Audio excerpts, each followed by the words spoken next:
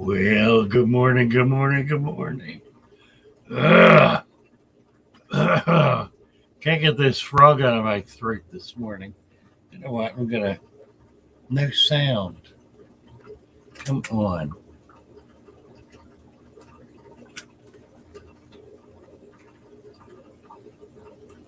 Oh dear. No sound. Huh.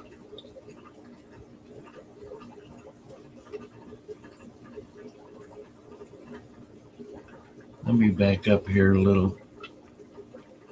Can you hear me? You can't hear me. No sound, no music.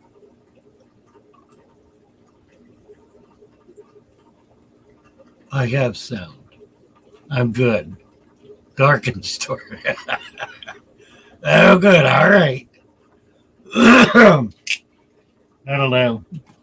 Sometimes the music thing just doesn't work. Don't know why. Good morning, all. Happy to be here.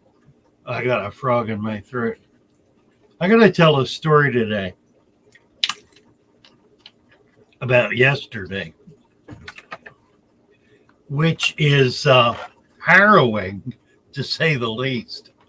Actually, now that I'm past it, it's beginning to freak me out. At the time, I was too busy surviving to be afraid. That's quite a lead in, isn't it? But it's true. I'll get into it in a minute. Let's see, ADHD added some saltwater microalgae to the brine shrimp. Perfect. Maybe they like live plants. I can hear you fine. They eat algae. Primarily, what they're looking for is single-celled algae, but they will eat. They'll eat an algae plant that they'll kind of chew on it. They're primarily looking for single-cell algae. The best way to do that is to put the container outside. Now, it may be getting too cold where you are to be able to do that. In truth, what happens in the Salt Lake, by the way, I should explain, ADHD collected brine shrimp from the Great Salt Lake and brought back a pretty good supply and is trying to keep it going as a culture. Now, as winter approaches, brine shrimp, which are laying eggs throughout the season, throughout the summer and early fall, when it starts getting colder, they encapsulate the egg in a hard shell and lay that so that it will survive the winter. Typically, they blow up on shore. They come to the surface. The activity of the wind causes them to blow up on shore, and it's kind of a dry season anyway. So they last the winter that way. That's where they're collected. They're collected on shore. They're not collected in the water. That is the eggs. The eggs are collected with shovels and steam shovels and whatever it takes. The farmer or the hunter gatherer, whatever, who's out there collecting them, will collect them in huge, vast mounds, piles that'll sit 6, 8, 10 feet tall, and they'll leave them outside in the winter for the rain and snow and whatever to kind of go through them and wash them out. They then bring them in and make sure they're dry and package them for sale. Once you put them in water again, that shell dissolves and they hatch out and continue. So, yeah, ADHD is talking about macroalgae. Yeah. Anyway, what I was going to suggest is something that is not particularly helpful given your current circumstance with them, and that is that they do better in a culture outside where the sun can grow extensive algae. Unfortunately, because winter is coming on, they're not going to survive that way. So you've kind of got to do it inside. There are some algae pastes that you can buy, single cell algae pastes that work. You can also feed spirulina. They will eat spirulina if you can get it in a powder form and reconstitute it. Macroalgae may or may not work. It's certainly worth the effort to try. What you need is micro, though, clearly. Anyhow, good luck with that. That's I'm real excited for what you're trying to do there. A large volume of water is better than a small volume for growing out shrimp. They also, a friend of mine years ago fed dog vitamins in powder form to his brine shrimp, and he was able to culture them that way. If you're using any kind of dead matter, even like spirulina, you want to be careful how much you put in because it can foul the water. So good luck with it. Keep us posted, please. Keep posting videos so we can keep track of what you're doing there.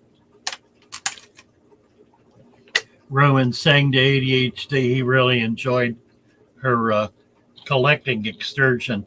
It really was wonderful. I was just thrilled to be able to see it because I've never seen that. I've never been there. I've never seen it. I didn't really have any sense of what the environment was like. And I do have a much better sense now, so I appreciate it very much.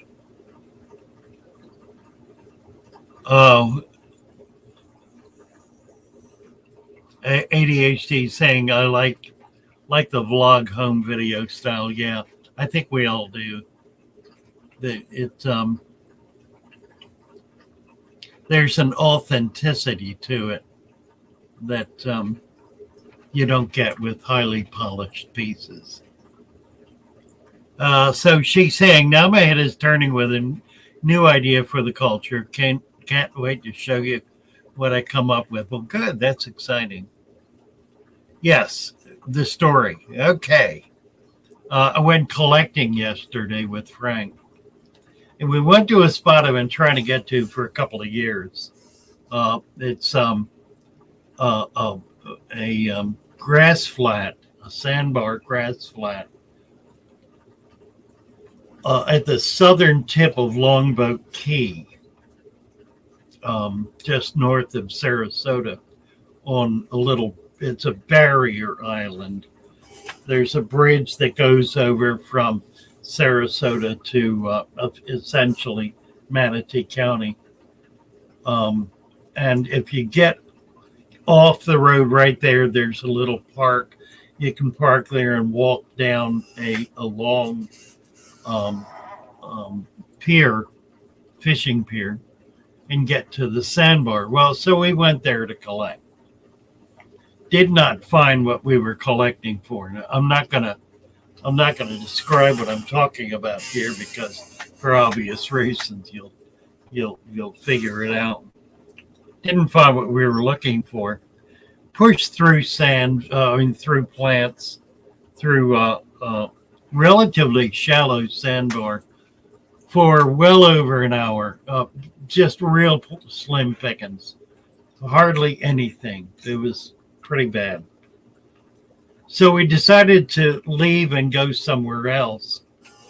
We were out about 200 yards from the wall, the rock wall that we had gone out from, and about 100 yards from shore going straight in. So we were on a kind of a perpendicular, had gone out from the wall. The shore was down here. So I decided, Frank was way over here by the wall, so he just went out. I was way over here. I decided to go straight to the beach.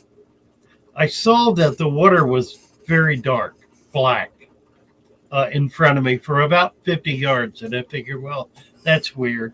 It must be just thick plants. Well, it wasn't. I got into mud that was a couple of feet deep and was kind of paddling through that. Meanwhile, carrying a 7-inch net with a 7-inch pole with a net.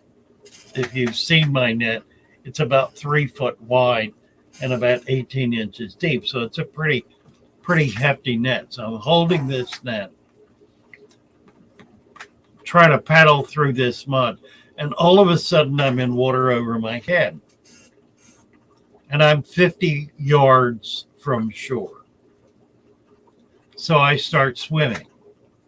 And I'm swimming with one hand, kicking, paddling as best I can, kind of swimming on my side until I got too tired to do it anymore, and then rolled over on my back and continued paddling with one hand while holding this net with the other hand.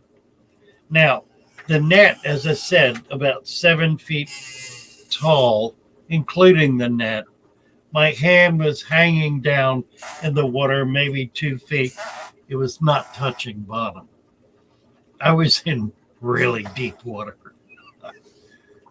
and was rather anxious to get to shore. So I kept trying to feel the bottom, first with my feet, and then realized how stupid that was, then trying to feel it with a net. Meanwhile, paddling backwards. I found the only way I could do this without exhausting myself and panicking was to stay on my back. So I stayed on my back. Once or twice I tried to roll over and found it was so stressful that I was entering panic mode. I did that once years ago. So I recognized it for what it was and pulled myself back from that precipice, from that edge of panicking. Kept paddling and paddling, trying to feel the bottom, trying to get close enough to shore. Finally, could feel the bottom, feel the muddy bottom way down deep. Paddled a little more. My butt hit the shore, and I sat up and just hyperventilated for 5 or 10 minutes at least, 15 minutes. What's interesting to me about this part of the story is that I have been doing cardiac rehab for about a month, and I've built up pretty good stamina. But the thing that I've learned the most, that's been the biggest lesson, is to keep going until I'm finished. I do 20-minute routines on various machines, and I try to push pretty hard while I'm doing it. And I've gotten into the mode now of keeping it going and going and going until I hit that 20-minute mark. Well, it was kind of like that. It was like I was going to swim until I got out. Didn't matter that I was really tired. Didn't matter that I was in way over my head, literally. Didn't matter that this was hard to do. I was just going to continue paddling, and I did, and I got out. Now, I believe if I had not had that therapy, I probably would not have made it. It would have been vastly more difficult and much easier to panic. I was to the point before I started that where I couldn't walk 10 feet without being exhausted. Now, having said that, I would not have put myself in that position 2 months ago because I wouldn't have been able to. I wouldn't have been able to get out there. So it was just kind of remarkable. Then we got back. We're putting all our gear away, and up comes a wildlife officer. What you got there? He says. Oh well, not much. Oh, you gonna sell all that? He saw that I was driving my fatherfish vehicle with the logo on the side of the vehicle. No, I shut down my shop. I don't sell stuff anymore. Not like this. And he said, "Oh, that's for your personal use." And I said, "Yeah, I've got a bunch of saltwater tanks." So he let us go. He said, "I guess I have to believe you that you're just doing this for personal use." But it really put me on a high alert and made me realize that I've been kind of fudging things, and I need to quit doing that. So it was both events worked out very positively. In the one case, I was able to do something that my recent training allowed me to do successfully. In the other, I was able to receive a warning that that was appropriate for me to hear, and I have heard it and am acting accordingly. Yeah, Roman's saying swimming on my back makes me more relaxed. That's exactly right. I was able to, even though I was breathing heavily, I was able to rest more. I wasn't struggling. So it is what saved me rolling on my back. If I had not done that, I know I would not have made it. I would have just worn myself out. Misfit saying I had a regulator bust 100 feet down, diving in an old quarry. That was the scariest water experience. I had that happen in Cayman. The regulator didn't bust, but it started whistling, and it freaked me out. It was still working. I was still breathing, and I was able to come up in stages. But I was at 100 feet when that happened. So strange things happen in water. It's nothing to play with. It's scary, scary stuff. Black is deep water, Rohan says. It's absolutely right. And I did not understand that. I ought to have understood that. I was 50 yards from shore. I couldn't imagine. But what happened was the current, the tide coming in, had cut a deep swale between the shore and the sandbar. And it was bloody deep and pretty big, probably 150 to 200 yards wide and a good 50 yards deep, front to back. Yeah, cardiac rehab saved my ass. I'm going to go in this morning and tell them. Amazing. Listen, guys, I'm sorry I didn't hit the head before I started. I need to take a short break. The music wasn't playing. That was weird. Let me try it again and see if we can get it to play.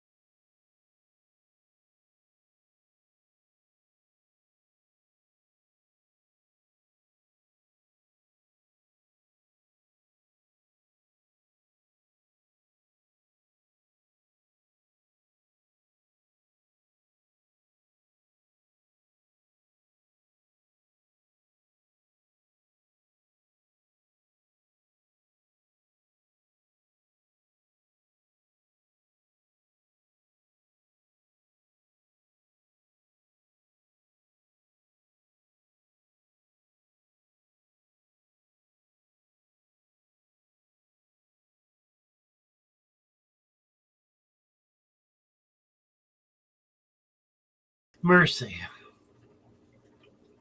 Let's see. Let me get the rest of these comments here.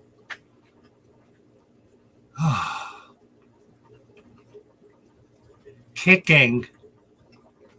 What is that? That was interesting. Uses more oxygen because the leg muscles are so large. That makes sense. I couldn't use two hands. I could only use one hand. So, and the kicking was not all that effective. I mean, I was going really slow. I was hardly moving.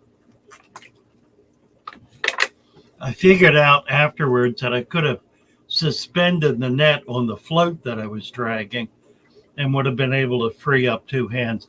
Probably would have. I didn't want to lose the net. It's a $200 net. I didn't want to lose the net. If I had started to go down, I would have dropped the net and just lost it.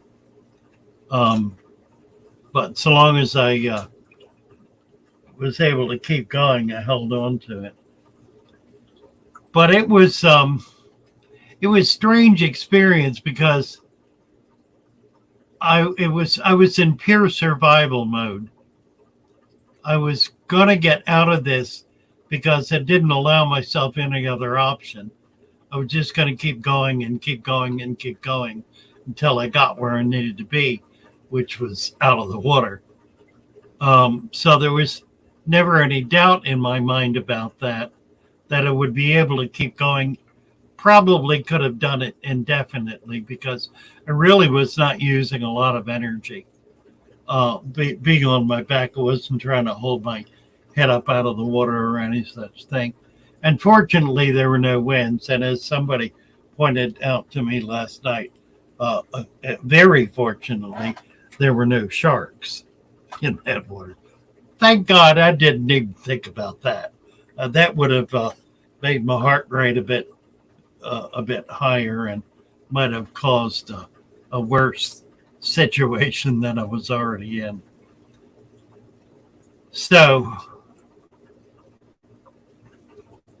it was an interesting day, all in all. Chubbs, going to be moving all of my 22 tanks this weekend.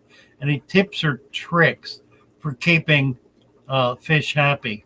Well, where you can, if you can leave an inch of water in the tank, even half an inch, and for little fish, you can move the whole tank with the fish in the tank. If you can pick it up and carry it with an inch of water in it. That's always the safest way to go. Bigger fish, you just gotta put them in buckets. Don't overdo it. Don't put too many big fish in a bucket because they won't survive. If you have air pumps, use them.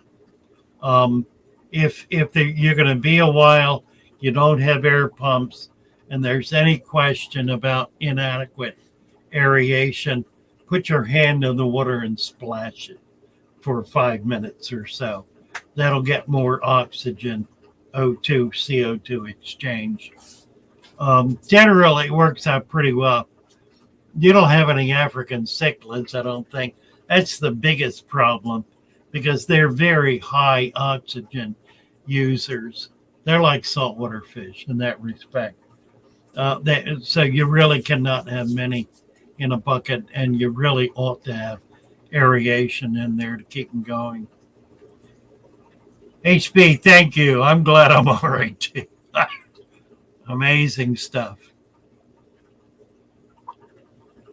Rohan Audible. Lee's here. Hi, Lee. Having a lunch break from the decorating. Hello. Nice to see you. And Roman can hear the music. Good. Let's see.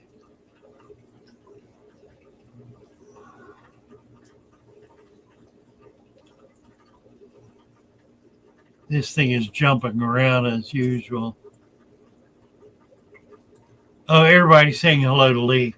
Lee hadn't been around a while. It's just, all us old timers are happy to see him and happy to have him back with us. Audra, I wanted to share. I ordered some sunfish from Father Fish. They make my heart happy every single day. So adorable. She's talking about the Yellowsoma Everglades, the pygmy sunfish. They are delightful, and I do have a bunch of them. I do have them available on my website and on Get Kills. Website is fatherfishaquarium.net. Get Gills, is getgills.com, and then look for the Father Fish store. Delightful little fish, tiny things that full grown less than an inch, and the males at least, very, very pretty fish. Iridescent blue on them. They're really stunning. Gordon Hayes, in Texas, we can buy a permit to add to our fishing license that allows us to sell what we collect. Oh, that's interesting. It's a whole lot more complicated in Florida. It's not in addition to the fishing license. It's a whole different procedure, and to do it, it's called a commercial license, and requires monthly filings, and you have to sell at a certain rate or you lose the license. It's all rather complicated. If you're not a professional full-time waterman, you're not going to be able to keep the permit.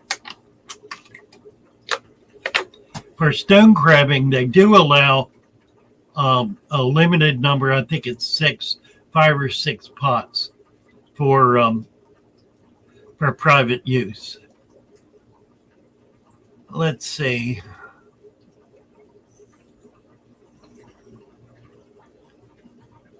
Lee's explaining that he's back now and looking forward to spending time with all of us. That's wonderful. Joseph Ariando, Papa, you'll be fine, is a 2-time quad bypass survivalist. It's nothing more than determination to get you back on your feet. Yeah, absolutely. 2-time quad bypass. My God. I had 5-way 8 years ago or so. And since then have had a series of stents put in. I have a clotting factor that I take anti-clotting agents for. So, the reality is I would not be here but for the vagaries of modern medical science and some very good doctors who have put me on the right track and saved my butt. So I'm kind of locked into the pill syndrome. I take pills every day. I'm not taking the shot primarily because I have a serious clotting factor and I've got serious heart disease. So to do that really would be a death sentence. The morbidity from the vaccination is highest among people who have the conditions I have, so I can't risk it. I've done everything other than that to protect myself and to prepare in case I do get sick. I have a physician who is prepared to offer very intense early treatment and has been doing that since February of last year. Has had hundreds of patients with COVID, most of whom did not have shots, most of whom were elderly people, provided very intense early treatment, and has not lost one patient. So early treatment is the key. I'm not going to say any more about that at this point because I don't want to get bad off track. But in any case, I'm doing all that I can to be safe and take care of myself. Let's see. Tam Shepard hit the like button. Where are we at? Let me look. We're at 14 45 people in, so that's pretty good. 28. We got one thumbs down. Must be Lee. 29 thumbs up, 45 watching, 30, 32 coming up quickly. Good job, guys. Let's see. Yeah, I can't imagine doing it twice. I know. I agree.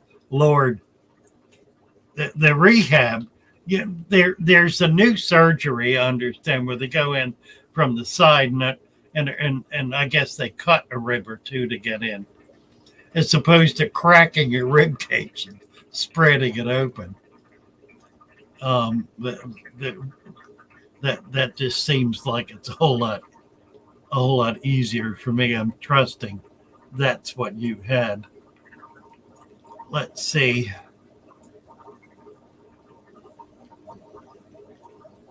Uh, 926. Yeah, moving all the tanks. That sounds dreadful. 26 pills a day. Yeah, I think it got me beat. I'm at about 15. 9 different pills, a few of them twice a day. And I do a bunch of different additives. Leah's saying you're out in the wild all the time, getting dirtied. Immune system must be off the chart. Like mine, I can't catch COVID. Yeah, I don't think I've had it. If I did, I got it when I had my kidney stone and was hospitalized February a year ago. That's when COVID was hitting. And I was laying there in an absolute daze, convinced I had COVID and that's what they were treating me for. So if I did, I got over it and am now immune to it. If I didn't, I didn't get it. I've been exposed often enough. I never got flu, so I guess I've got some immunity at least.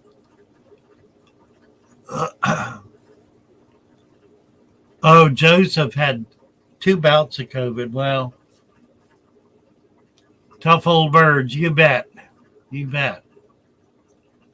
It's what it takes. Oh boy, I think I hit bottom here. Leah's saying may have to talk to reptiles and aquatics. May have to spend the rest of the day having another go with my new rig. Don't know what he's referring to. StreamYard link isn't working for me. No more than 2 minutes. Well, come on out, Lee. I'm sorry. Let me post the link again.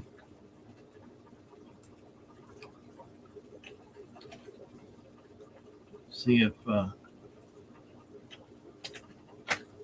try that.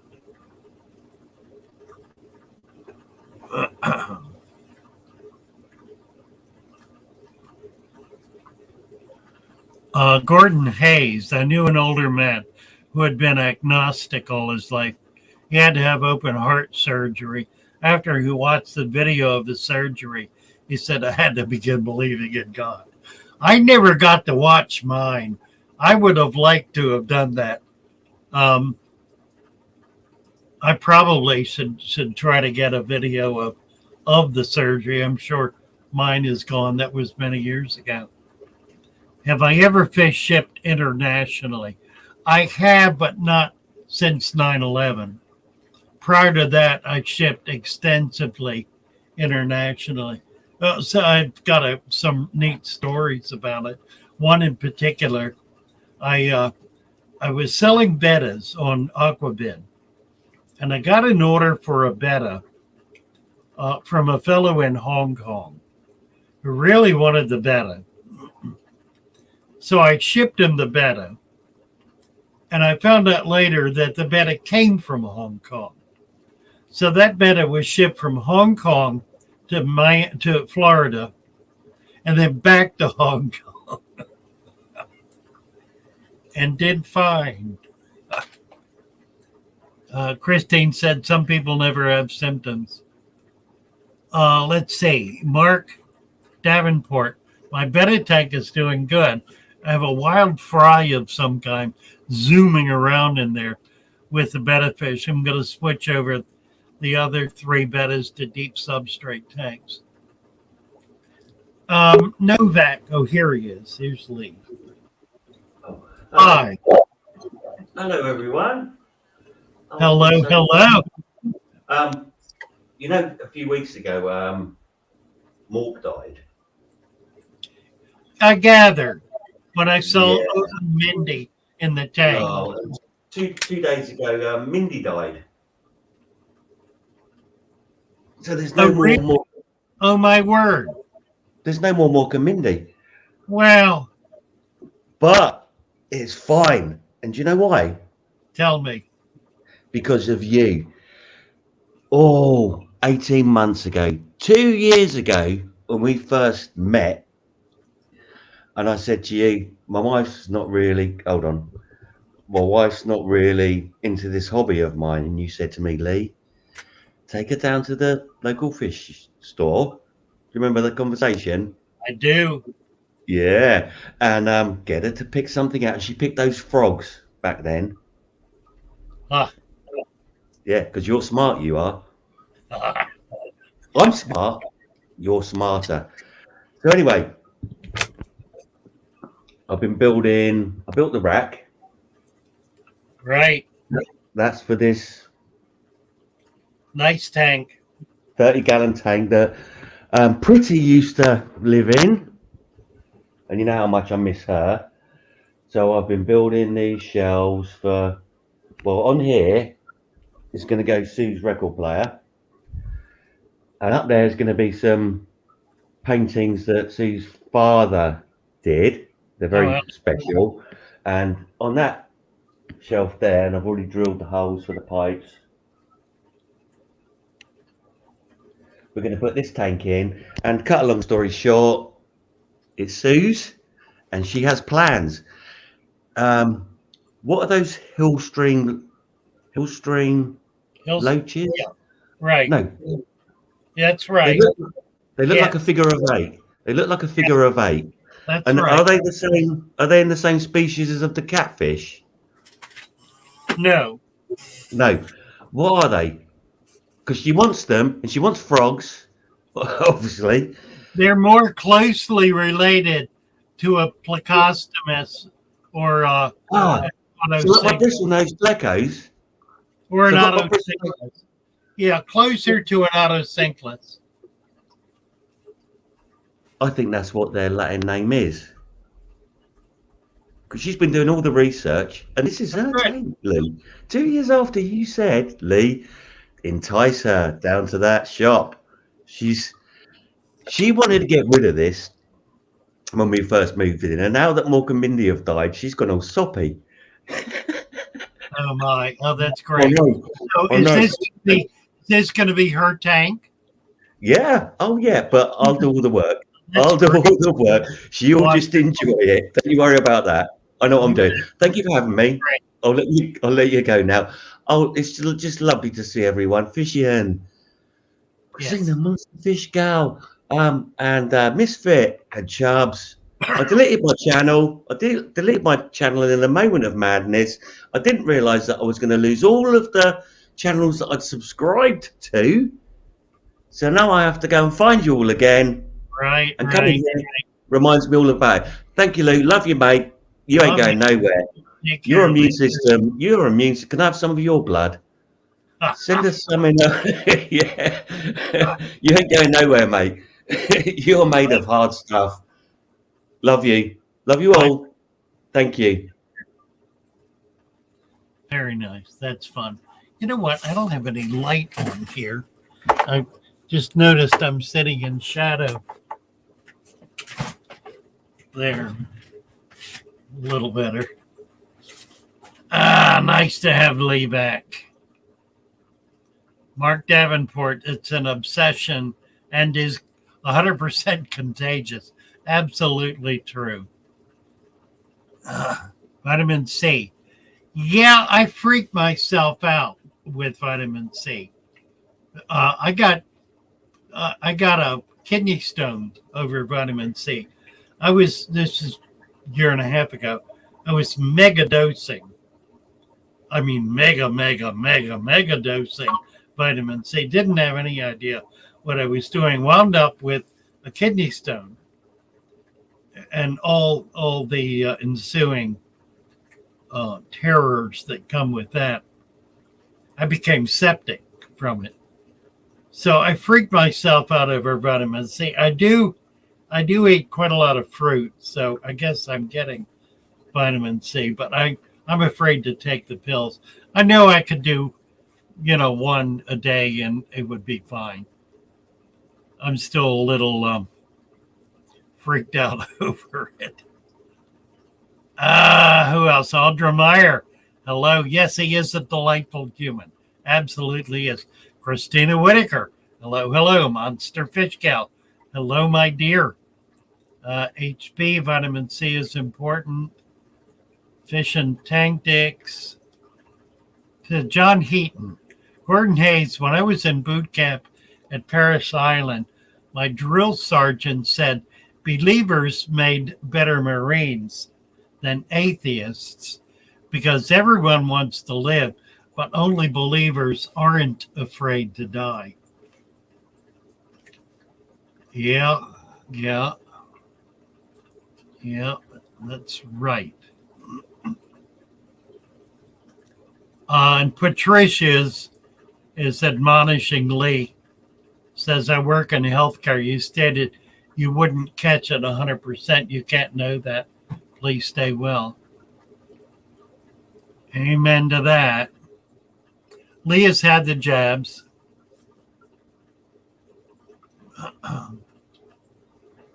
So he's all shot up. Lee's saying been around so many people with it. Sleeping with my wife, who is a nurse, who caught it at work and still haven't had it. Well, you probably have some effective immunity, Lee. I believe I do. And I'll believe that until I catch it. That I won't believe it anymore. And if it takes me, it takes me. I've done everything I can to prepare for it, to do whatever I can in my current situation. And I've got a good medical team that I can turn to. So, and I live in a state that is promoting early treatment. And I think that's a big deal. Let's see. Going back a little bit. Actually, it is your fault, Lee. It's 100% your fault. 100%. Okay, let me jump to the bottom here. Fish Adventures. Father Fish, I go live every Saturday at 6 p.m. If you want to come on sometime, love it. I will look for you. Saturday at 6. I'm not on Saturday at all. I don't know how many of you have noticed that I have not done Monday morning for the last week or two. I'm not going to do it anymore. I'm just going to do Wednesday and then Friday evening at 8:30 and then Sunday evening at 6. It takes too much out of the day for me to do that. And I've been staying up later at night, which makes it harder for me to get out of bed in the morning. So, Patricia Powers, I have a 20-gallon I'd like to do something with. Kind of tired of guppies. My water is very hard. Any ideas for new denizens? If you're doing guppies because you like live bears, certainly there are other live bears. What I would suggest is do a deep substrate, get a lot of plants going in it, and then start getting little fish that you like, and just put a few in. It's a large enough tank you can have, quite a lot of little fish. tetras and live bears and the like, little rainbows, gobies, lots of different kinds of tiny fish. Just start with a few. Start with a few common, easy ones, like maybe galaxies or even zebras, just to make sure you got the tank set up and strong and healthy and happy. And then just add a few fish occasionally.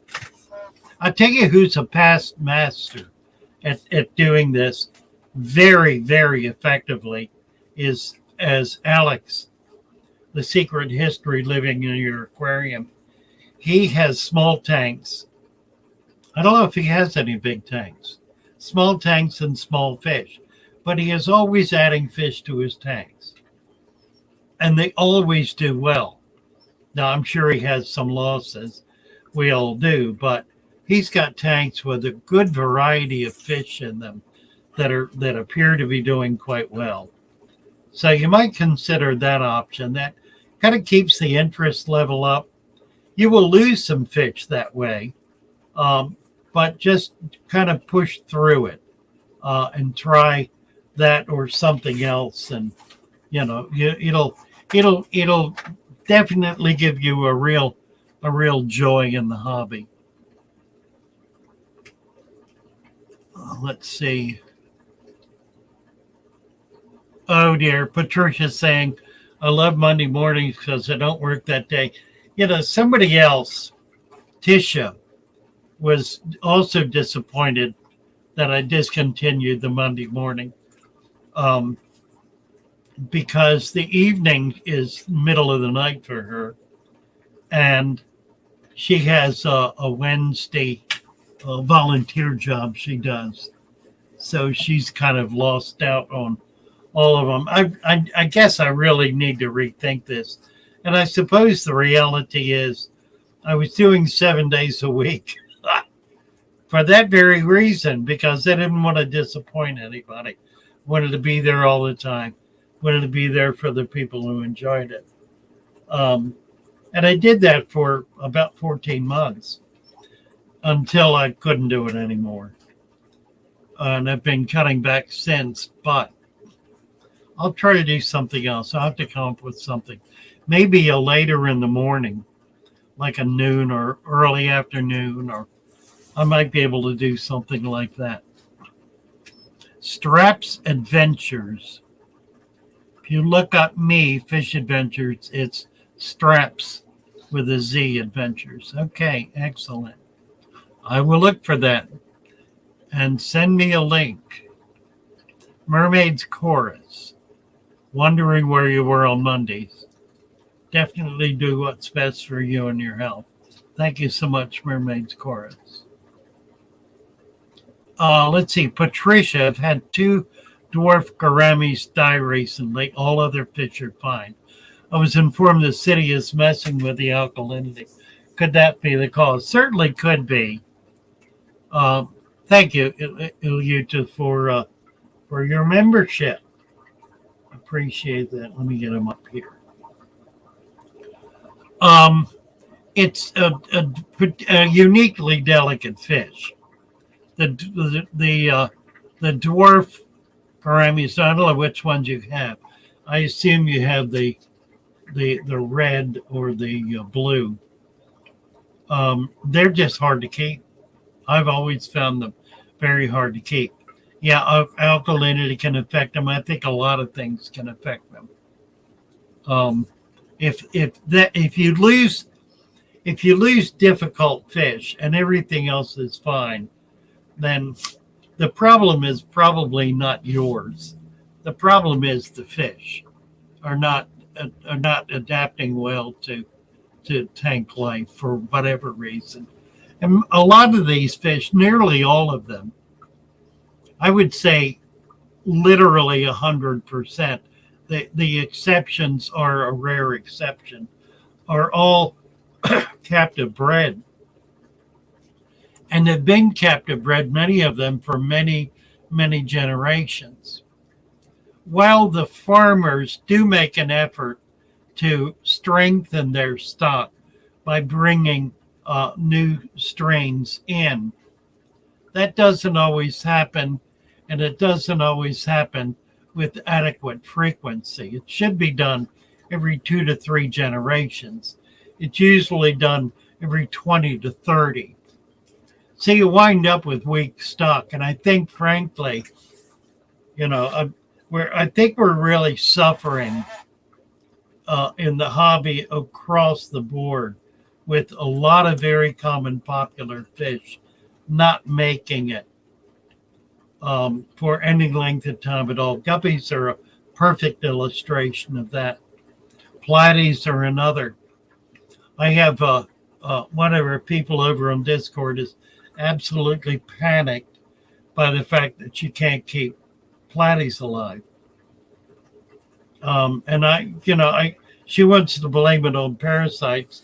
I blame it on genetics. I think the fish have been so badly treated in breeding operations that they just don't have any stamina left in them. What we need is new wild caught strains. That's what's going to solve this problem, is bringing wild caught fish in and introducing them to strains, and absolutely no one does that. No one does that. And I think that's the real crisis. I shouldn't say no one. I do have a friend, Andre Ryan, who some of you have met here. We'll have to get back to Andre and do another interview with him. He's a breeder located here in Sarasota who will only work with wild-caught fish. He gets wild-caught in, he acclimates them, and he works on breeding them and then does F1, F2, F3. But it gives him a very strong, solid stock,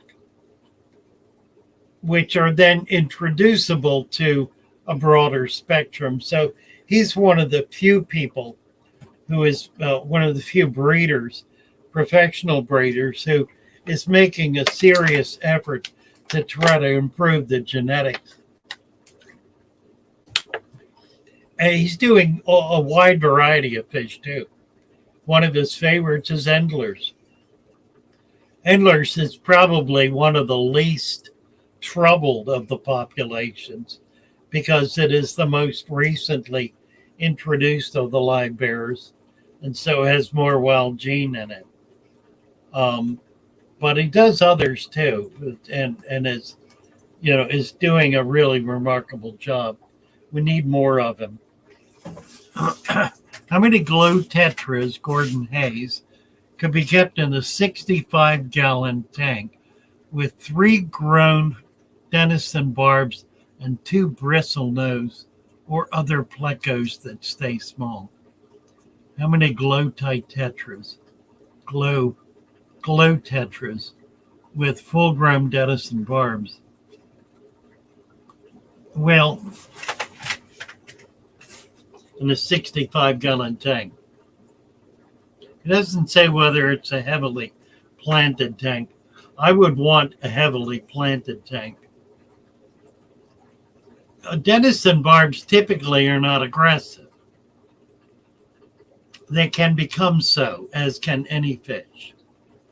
I would start slow and easy with that.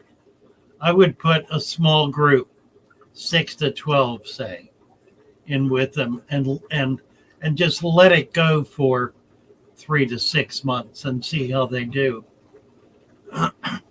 They may be fine for 3 or 4 months, and then all of a sudden, bang, you'll just find them chewed up. Denison barbs are pretty gentle. They're not an aggressive fish. They get fairly large, 4 to 5 inches, but they're as a barb, they're not nearly as aggressive as other barbs. They are a fast swimming fish, however, that's on the move all the time, so they could stress out glow lights. Try a small number and see how it goes. Obviously, in a tank that size, you could keep as many glow lights in there as you choose to. 100 would not be too many. But I think you ought to kind of go slow and try it and see how it works out.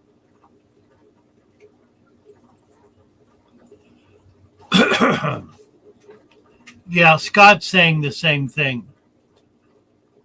Oh, start cheap and work your way up to sensitive, more advanced fish. Yeah, absolutely good advice, Scott. Absolutely.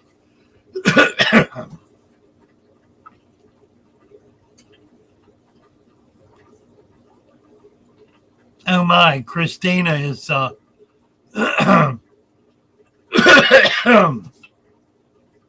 had my alarm set, but I get it. I haven't been able to post a video to my channel because of the supply shortage.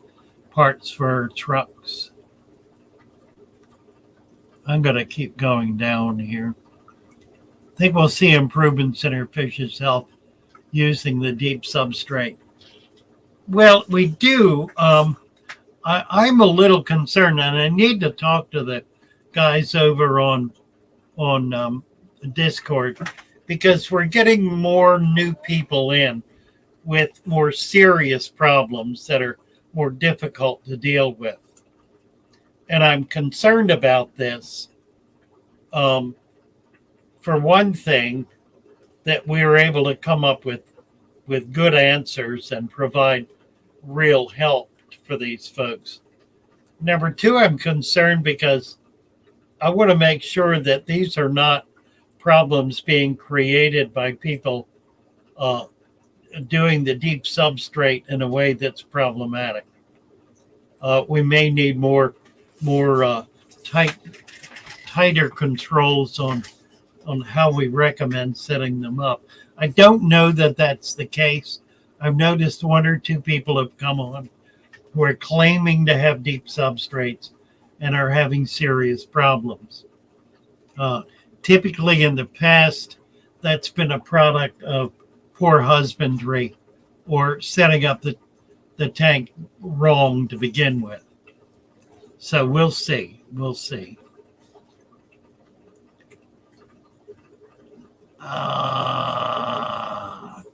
So the F equals generations from original stock or cross.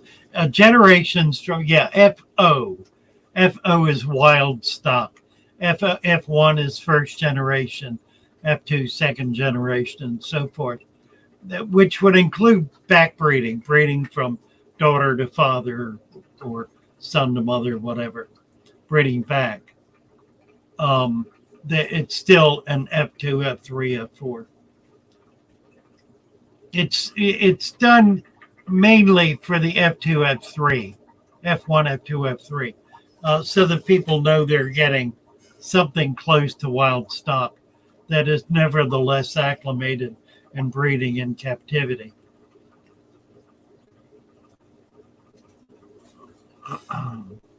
Three kinds of plecos and three kinds of endlers breeding right now. That's Mark Davenport. Good job, Mark. Good job.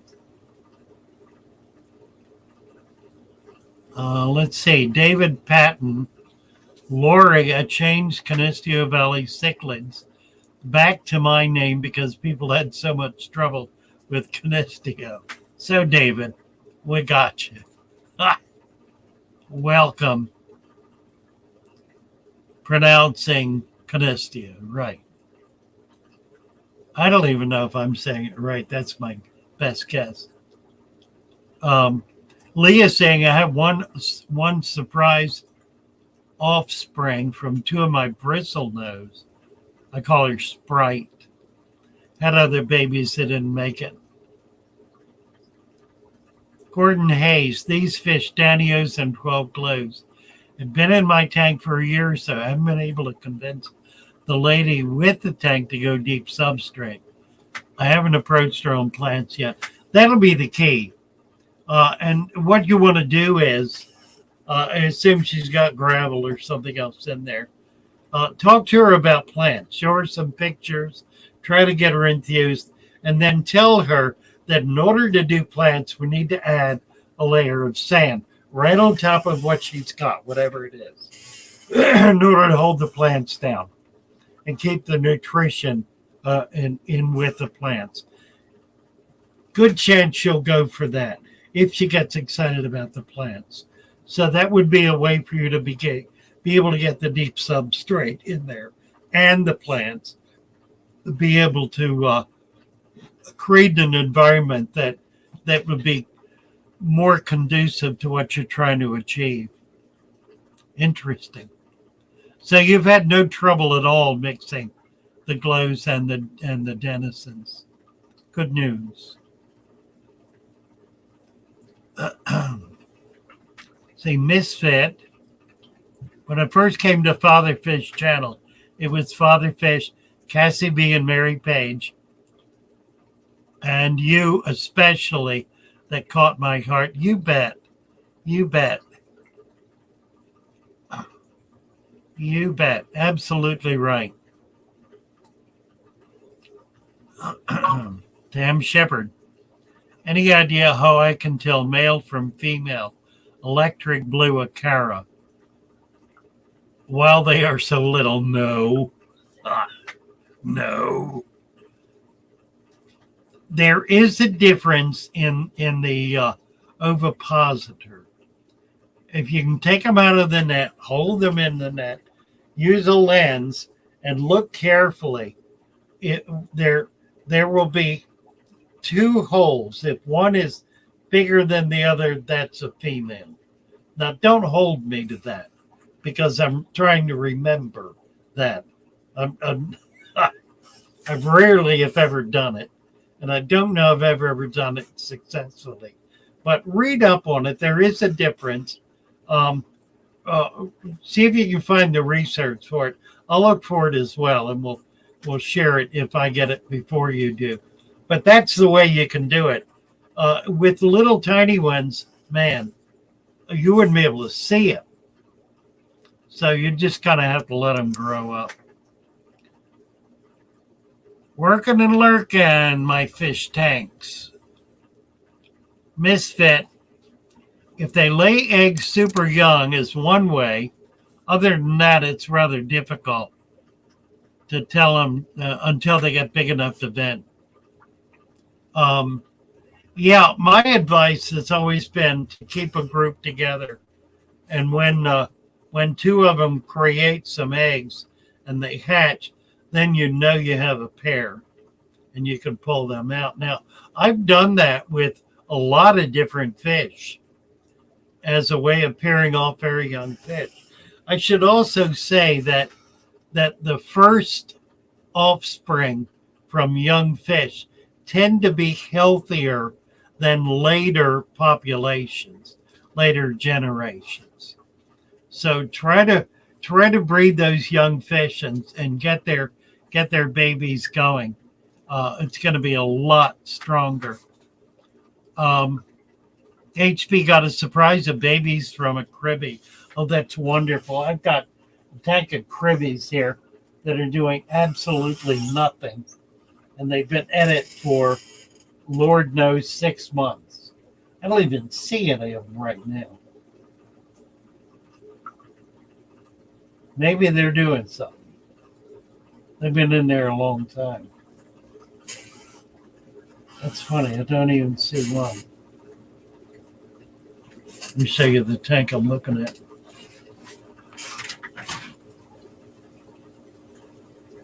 There's a ram in front, a puffer. There's one. No, that's a chocolate cichlid.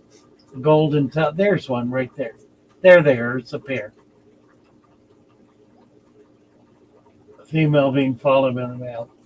Two females. Male chasing a female. Pairing off, but I've got a couple of places in here they could lay eggs. I've not seen fry. Don't know. And I've bred them before pretty easily. Bred them in community tanks, but they don't want to do it here. I may have a water issue. I just don't know. We're way over time here, guys. Today's Wednesday. I guess Jesse's not up on Wednesdays, is she? We can carry on here a little longer. I need to get out of here, though. I got to get over to my cardio rehab. I do it in the mornings, Monday, Wednesday, Friday. So I'm going to have to leave pretty quick.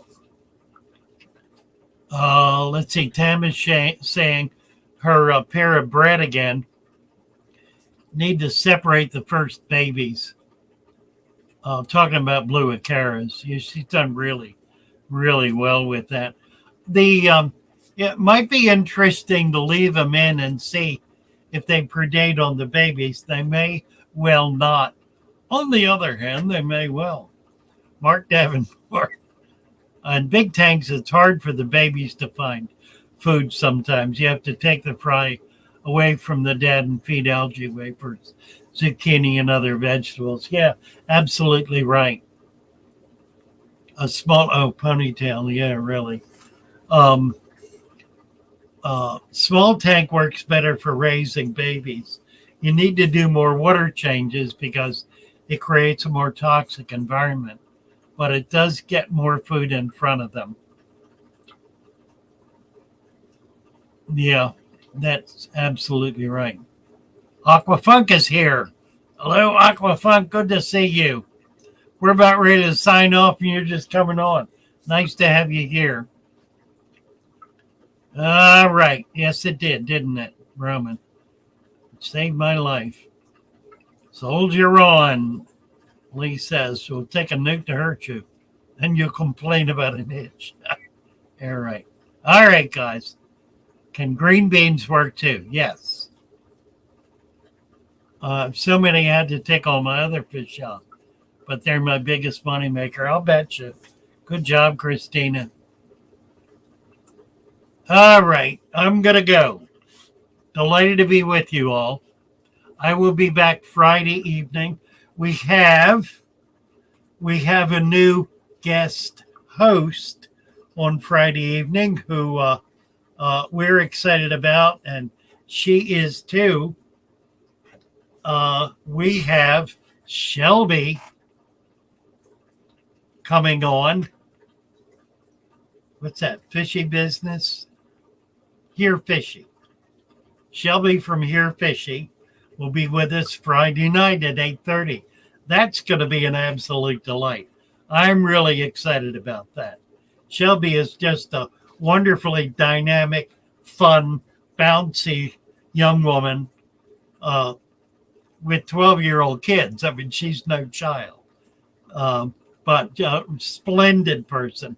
Delighted and looking forward to this Friday night at 8:30, and then Sunday night back with Mary at 8:30, and we're hoping to get Emily on ADHD. She was on here earlier. Another really delightful woman who I think will be great fun to have up in the stream. We did have her briefly the day she discovered us and had a wonderful time. So see you all later in the week. Good fun was had by all. Nice to be with you, and we'll see you on Friday.